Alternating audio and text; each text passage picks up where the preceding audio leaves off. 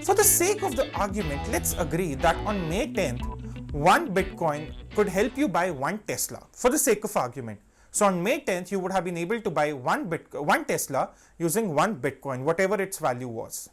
By May 12th, you would have been only able to buy 97.2% of that Tesla. By 13th May, 84%.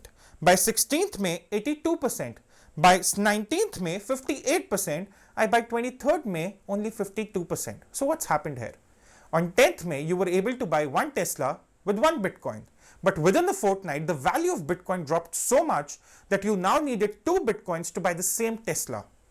And this is the question we are going to address today, that is the bull run of Bitcoin over?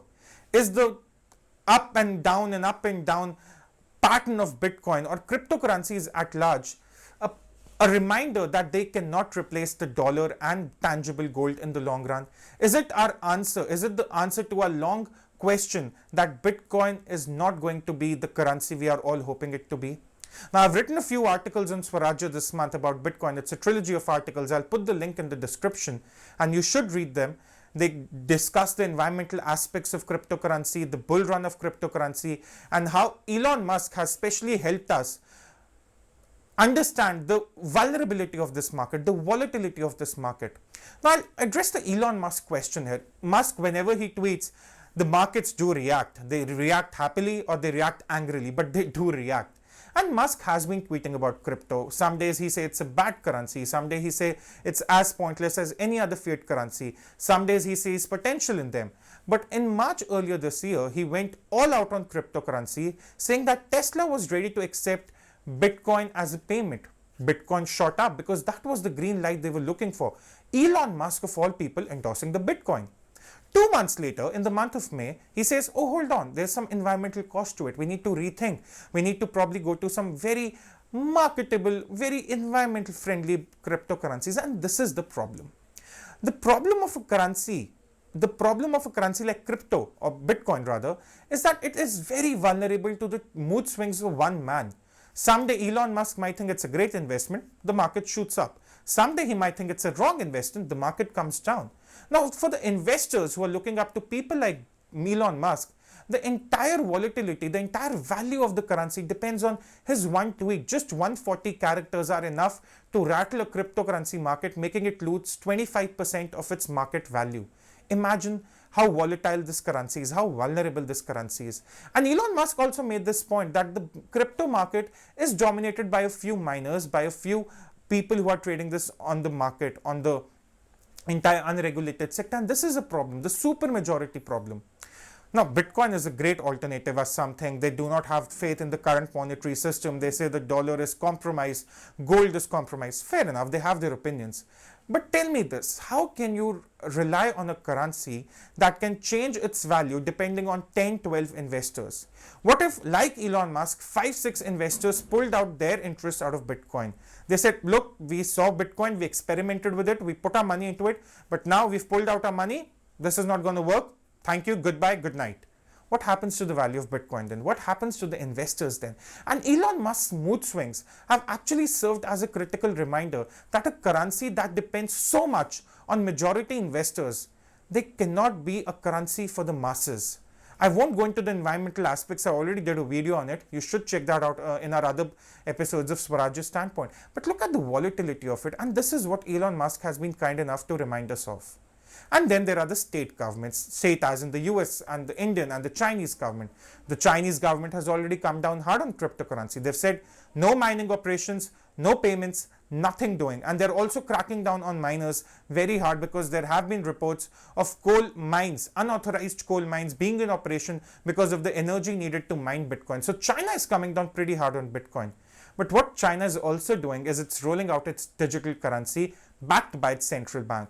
US has also hinted at doing the same. Bank of England has hinted at doing the same. Japan has hinted at doing the same.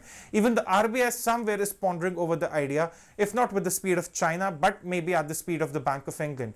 White papers are being pushed out. There are stakeholders discussing this idea that we need to have digital currencies backed by the central bank. So essentially one digital currency would amount to 1 rupee. One unit of digital currency here would amount to 1 rupee. And this is a safe bet because you know that any day you want to convert your digital currency into cash, you'll get the fair value of what it is right now in the market, which will be equivalent, 1 unit, 1 unit. This is not the case with cryptocurrency. But this is not the point. The volatility we've already addressed. Now, the other problem with crypto market is it's unregulated. It's very vulnerable to scams. It's very great opportunity for money launderers, illicit transfers, illegal money exchanges. And for nations that are indulging in digital currency, would they allow an alternate system of currency to function, which is a hub for money laundering, which is a haven for illicit transfers? It's difficult to imagine any state government allowing that. China has already announced a crackdown. The US government is already considering regulating crypto to an extent that every transaction above $10,000 needs to be reported. So somewhere the governments are not in the mood to allow an alternate system to function, and tomorrow, 10, 15, 20 years from now, when all these countries have digital currencies going, would they allow an alternate system to be in place? That's the question. That's the future of crypto we need to discuss, because until now crypto has been largely unregulated. That's where the beauty of it lies. Of course, it's made on a stellar technology, that of blockchain, but we also have to factor in that the platforms can be used for money laundering, for scams.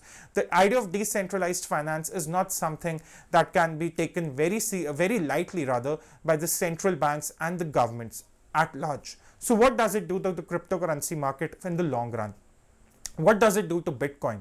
Can the Bitcoin replace the dollar or gold in these circumstances? One doesn't think not. So it's the volatility, it's the reaction of the governments also. And what's at stake for India here? Now, China made its intentions clear on Bitcoin, and the Bitcoin fell. The Indian government has not made any such point. In fact, the finance minister was very vocal about allowing people to experiment with Bitcoin, about not banning it altogether. Even the regulation part has not been very openly discussed. But what if India bans Bitcoins tomorrow? Just as in hypothetical, I'm not saying they should do it or they will do it, but as in hypothetical, what if India bans Bitcoin operations tomorrow? All these apps which allow young people to invest in cryptocurrencies, what are they banned tomorrow in India? Who knows what will happen to the Bitcoin market? What if US decides to pass a law which regulates all transfers, which requires all transfers above $10,000 or $5,000 to be reported to the IRS? What happens to Bitcoin then? These are the questions that need answering. And the last point, a note of caution to all the young minds who are investing in cryptocurrencies. It's a great gamble. I cannot stress this enough. It's a great gamble. People have made a fortune out of investing in cryptocurrency, and people have also regretted not investing in it on the right time. But at the end of the day, crypto is not a currency. It's a gamble for people with money to invest. And it's also a potential marketplace for cardiologists to find the next clientele, given the volatility. But it's not a currency. It's not something that can replace the dollar or tangible gold in long run. And that is what needs to be factored in every time there's a discussion around Bitcoins, Dogecoins, or cryptocurrency at large. Thank you.